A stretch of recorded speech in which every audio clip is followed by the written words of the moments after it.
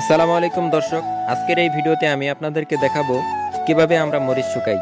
তাই ভিডিওটা একটা শেয়ার দিয়ে শেষ পর্যন্ত দেখতে থাকুন। লাল মরিচের দেশ পঞ্চগড়ে মরিচ শুকানো, মরিচ উঠানো, মরিচ দেখাশোনা করা, যে কাজটা এখন আমি করতেছি, আমাদের প্রতিটা ছেলের এই কাজ হলো সকালে এবং বিকালে এই মরিচ শুকানো, উঠানো, দেখানো, এটাই হলো কাজ। সবকিছু মিলিয়ে চলেন ভিডিওটা শুরু করা যাক।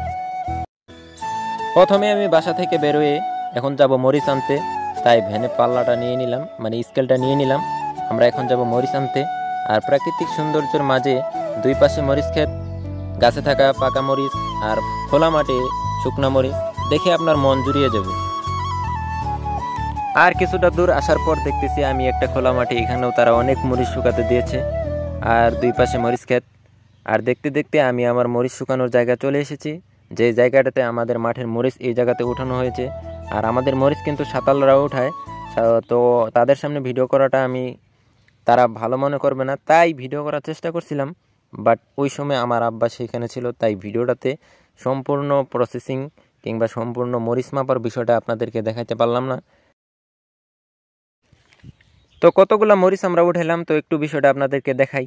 এই পাতাতে দেখতেছেন 805 কেজি আর 222 কেজি সব মিলিয়ে হলো 1027 কেজি। আর এই পাতাতে আমরা উঠাইছি 2043 কেজি, টাকা হলো 14,301 টাকা। অনেকদিন পর আমি আমার পিলিয়নকে পেয়েছি, তাকে অনেকদিন পর দেখাও হয় না তার সাথে। তো আমাদের মাঠে মরিচগুলো ঢালা, আর এইখানে কিছু মরিচ আমাদেরকে এখন ঘাটতে হবে, মানে পলিথিনে বিছিয়ে দিতে হবে। তো আমি আমার পিলিয়নকে বললাম, তুই একটু ক্যামেরাটা ধর, আমি একটু মরিচ লালার বিষয়টা দর্শকদের দেখাই। তো বেলা নেমে গেছে, এখন খুব তাড়াতাড়ি আমাকে এই মরিচগুলো বিছিয়ে দিতে হবে। আর এই প্লাস্টিকে আছে 20 মণ মরিচ, যা বিছাইতে আমার অনেকটাই সময় লাগবে। তো খুব তাড়াহুড়া করতেছিলাম, আর আমার পিলিয়ন ক্যামেরা ধরতেছিল, সে আর কি দেখানোর চেষ্টা করতেছিল যে মরিচগুলো আমরা কিভাবে শুকাই। আর এই গরমের ভিতরে মরিচ লাড়া, মরিচ উঠানো, মরিচ মাপে আনা, তারপর মরিচের প্লাস্টিকে মরিচ বিছানো, মানে খুবই একটা কষ্টকর। আর এই গরমের মধ্যে বিষয়টা তো বুঝতেই পারতেছেন যে কতটা কষ্ট নিয়ে আমি মরিচ কাটতেছি। আর বেলা নেমে যাচ্ছে, তাই তাড়াহুড়া করতেছিলাম, আর একা একা আমার এই কাজটা সামাল দিতে হবে। তাই কাজ করতে করতে অনেকটাই ক্লান্ত হয়ে যাচ্ছি, মানে অনেকটাই বিরক্তিকর মনে হচ্ছে। শেষ বেলায় সারাদিন তো এমনি কাজের মধ্যে ব্যস্ত থাকি, তো মরিচ নাড়তেছি আর আমার পিলিয়ন ক্যামেরা দিয়ে ভিডিও করে দেখাচ্ছে। তো একটু বসে পড়লাম, আর এইদিকেও বেলা নেমে যাচ্ছে, মানে মাগরিবের আজান দিয়ে দিবে, কি করবো দিতে পারছি না। তো তাকে বললাম যে একটা গামলা নিয়ে তাড়াতাড়ি মরিচটা বিছিয়ে দিই। তো আমি খুব তাড়াতাড়ি করতেছিলাম যে মরিচটা বিছিয়ে রাখি, তারপর সন্ধ্যার পর যেহেতু এখানে কারেন্টের বাতি আছে, তো কারেন্টের বাতি দিয়ে রাইতে এখানে বিছানো যাবে, সমস্যা নাই। তো আমি খুব তাড়াতাড়ি করে মরিচটা বিছিয়ে নিলাম। মাগরিবের আজান অলরেডি দিয়ে দিয়েছে, তাই এখন আমি নামাজটা পড়ে আসার পর বাকি কাজটুকু করতে হবে। আর পরের দিন আমরা আমাদের কিছু মরিচ বিছিয়ে দিয়েছি, আর কিছু মরিচ বস্তাতেই রেখে দিয়েছি, যা 24 থেকে 35 ঘন্টা পর আমরা বিছিয়ে দিব।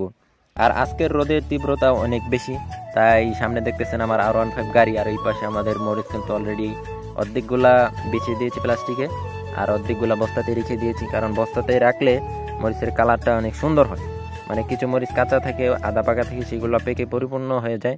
আর রোদের মাঝে দেখতেছি প্লাস্টিকটা একটু উড়ে গেছে, তাই ভাবলাম যে মরিচগুলো একটু উঠাই দেই। আর এই চটের প্লাস্টিকটা আমাদের কিন্তু শুকিয়ে গেছে অলরেডি।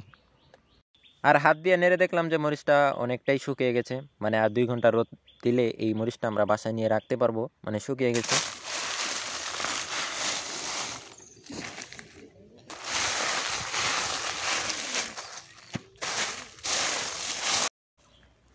আর দেখেন, এটা হলো আমাদের চিকন মরিচ। এই মরিচের কালারটা অনেক সুন্দর, মানে লাল টকটকে কালার, আর মরিচটাও অনেক সুন্দর হয়েছে। আর এবছর বৃষ্টির কারণে আর কি আমাদের অনেকটাই কষ্ট করতে হচ্ছে, বারবার প্লাস্টিকে ঢাকা দিতে হচ্ছে বৃষ্টির কারণে। তো চলেন এখন আমরা আমাদের মরিচ খেতে নিয়ে যাই।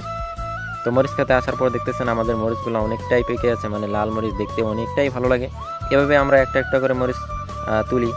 আর যত মরিচ দেখেন সব হাত দিয়েই ওঠানো লাগে, কারণ মরিচ ওঠানো এখন পর্যন্ত মেশিন আবিষ্কার হয় নাই। সব মরিচ আমাদের হাত দিয়ে ওঠানো হয়, একটা একটা করে ওঠাই, তারপর বালতিতে রাখা হয়। আর বালতিতে রাখার পর সেগুলো বস্তাতে রাখা হয়, তারপর ভ্যান দিয়ে নিয়ে আমরা সেই প্লাস্টিকে বিছিয়ে দিই, মানে জায়গা মতো নিয়ে যাই। তো মরিচ উঠানোর কাজটা অনেকটাই কঠিন এই রোদের মধ্যে, মানে দেখতে পাচ্ছেন কত সুন্দর আমরা বালতি ভর্তি হয়ে গেল। তো এইটা হলো আমাদের মরিচ ক্ষেত। দেখেন, আমরা আমাদের 3 ভাগের 1 ভাগ জায়গা হলো এখানে, আর বাকি 2টা মাঠ হলো অন্য জায়গায়। এটা হলো আমাদের 1 নম্বর মাঠ, আর বাকি 2 নম্বর মাঠ আর এখানে।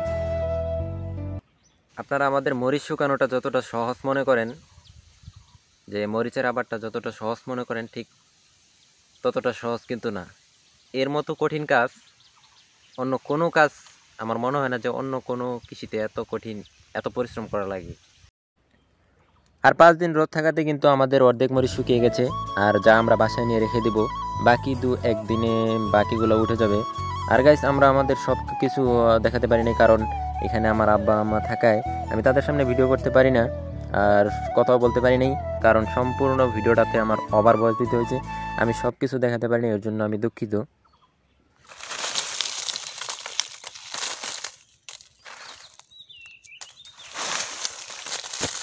দেখলেন তো আমাদের মরিচগুলো কি ঝনঝনে হয়ে গেছে, আর মরিচের কালারটা ওয়াও, মানে জোস, মানে লাল টকটকে কালার, কি সুন্দর একটা মাঠ। আর এই মাঠের মধ্যে সম্পূর্ণ মরিচগুলাই কিন্তু অর্ধেক শুকিয়ে গেছে, আর 2-1টা যা আছে তা এমন রোদ থাকলে হয়তো বা 2-1 দিনের মধ্যে শুকিয়ে যাবে ইনশাল্লাহ।